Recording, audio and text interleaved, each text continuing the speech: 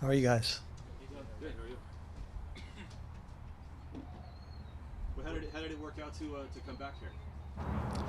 Like the mechanics of it? Well, yeah, the flyer driver. No, I don't. Very privileged to come back, really. Um, I thank Coach Pete for the opportunity, especially after leaving. And then the first time I was here, there were a lot of connections made, and it felt like home to come back. So it was a no-brainer if Pete was on the same page. What do you make out of the rookie receivers so far? Man, they were really on the come till they got dinged up. So I can speak for the two that are hurt, Derek and Bo. Very intelligent. They have the right mindset. Physically really gifted. Bo's a 4'3" something guy, and Derek's 4'4" at 220 something pounds. And really, really coachable, and they really adopted the technique. So I was excited to see where they could go. There's been a pause right now, obviously, but they'll pick it up when they come back. And then Kevin has done a great job in the slot, too. Very smart, too. What have you seen? When you've been healthy, just what have you seen at DS for here? I know you. D's really twitchy and explosive. Wants it. He's a dog. I've seen the blocking film from last year. The last place I was, we wanted to draft him. We were really high on him. So I've been very impressed. How would you describe your relationship with DK, and what role did he play in maybe you coming back? Very close on a human level. I can't wait to coach him when he comes back, but I think he and I have a very good connection. What have you noticed about him this time since you've been back? How has he changed? He's told us he's taken on a more leadership role. I guess that's natural as he's maturing a little bit, but have you noticed any differences in him? DK leads by example. He's not rah-rah. He just goes about his business and handles it the right way. So, again, it'll be nice to have him back whenever that is. You worked very closely with him his second year when you were here. Where did you see him grow the most as a receiver in that year? I've told people he's the best receiver I've ever been around that took the techniques from practice into the game. Like how if we ran a stutter hinge versus Patrick Peterson, how it looked in walkthrough, how it looked in individual period, how it looked in team is exactly how it looked against Arizona. And you can look at the tape. I've actually made cut-ups of here's how he did it here, and here's how it looked in the game. The Stephon Gilmore V route, pylon route that he caught, we've got walk-through reps of him running exactly like that. He had to get a yard inside the hash. He had to get his eyes back for a count. Otherwise, Stephon would not undercut him. So it's very rare for a receiver under duress, under the lights, to go do that in a game, and he did it perfectly. You watch the clip. As soon as he touches the hash, his eyes come back inside. Steph goes underneath, and he puts his foot in the ground and goes over the top. Had it been 1 yard off, that play wouldn't have worked. And even with all that precision, it was still a bang-bang play downfield. So he's the best I've seen at that. As the passing game coordinator, what do your duties look like during the week? Well, that'll be defined actually tomorrow in a meeting. But because right now it's off season, so we're just coaching our positions. But I'll be able to answer that in more detail after tomorrow. What do you think you want it to be? You know, I'm really technique driven, so I would like it to be that if get the tight ends, get the running backs, all of them running great routes, so it looks like all the receivers are running the same routes. And then whatever game planning assisting I can do. With DK, is there obviously there's still a young player, the room for growth that he has. Is there a spot where you see that can still occur? Oh, absolutely. I mean, he's young in the position, so he's like a sponge. Whatever you tell him, now let's add to it. Okay, if maybe we're at algebra, let's go to algebra 2, let's go to calculus, because the nuances of reading defenses on the run, all of those things are untapped right now. So sky's the limit for him. I know you were here during his rookie season, but of that that you saw, like where do you think how do you assess the progress he's made as a route runner from then to now?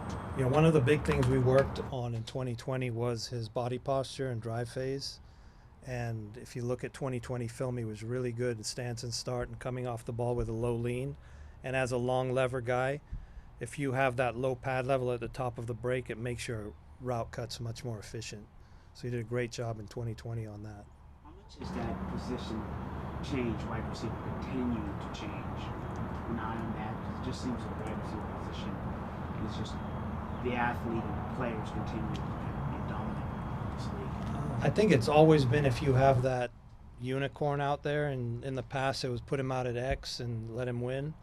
I mean, Green Bay does that with Devontae, right? Whenever there's a one-on-one matchup, he gets a signal and goes wins. So that's extremely valuable. So I think it's been around. There just might be maybe more young ones right now that can do that. You were around for Freddie Swain's rookie season. Where have you seen him make the biggest strides now that he's going into year 3? Very similar in terms of DK, like lowering his pad level, running with drive phase. But Freddie's really smart. He understands the premise of the concept, the why of why I have to run this route this way, because I may not get open, but I might be a placeholder to hold a defense so something else happens.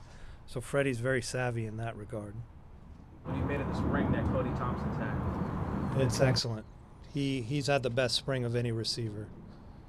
And a lot of the things I was saying about DK, about being diligent, taking practice to the team reps, he's done that. How did you get into American football growing up in London? I moved to Texas in 7th grade. And that was it. Any interest in it before while you were growing No, up? I didn't really know what it was. I lived in Kuwait for a bit, and I got a book from the library that talked about some of the legendary players, and it piqued my interest. It was just their life stories. And then sometimes someone would bring a Nerf ball to recess, and we'd run around with it. But when I got to Texas, my whole neighborhood played football every afternoon, and so I got put on a team, and I could catch, so I learned everything else. What part of Texas? Plano. Yep. When did you live in Kuwait? I lived in Kuwait 4th, 5th, and 6th grade. What stood out about Tyler Lockett, when you were able to be around him? Tyler's extremely unique in that he's such a savvy player. He's a thinker. He knows the defenses inside and out. He knows the guy he's playing against. He knows all the nuances of how he's going to cover him.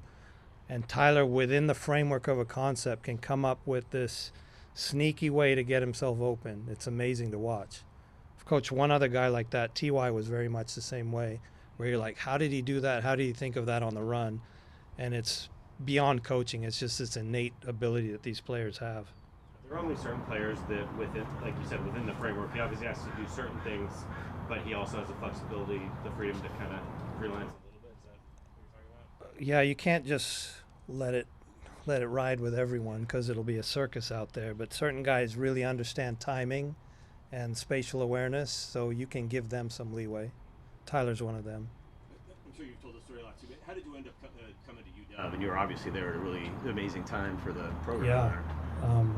So I was at UCLA as a walk-on, and when I walked on, certain promises were made that if you hit these, bench this, run this 40, all that. So I hit them within a year, and then the promises weren't fulfilled, so I transferred.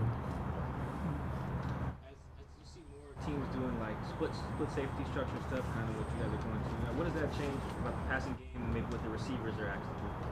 Receivers have to be really good. Like, our defense holds their disguise really well, so it's not even at the line of scrimmage. It's 3 steps into the route. So we do a lot of reading the triangle, the backer, the corner, and the safety, and they have to get really adept at doing that on the run. So a lot of conversions on routes, a lot of understanding of how the defense is trying to take a certain guy away, and then what that does to the other side of the field too. How different is that from 2020 and how you were asked to coach then? I think it's just more prevalent in the league in the last 2 years to go to that, especially if you have a dominant X. You can take an X out of the game by clouding his side. So as a play caller or play designer, you have to move that X onto the 3-man side sometimes and not just rely on keeping him out there on an island.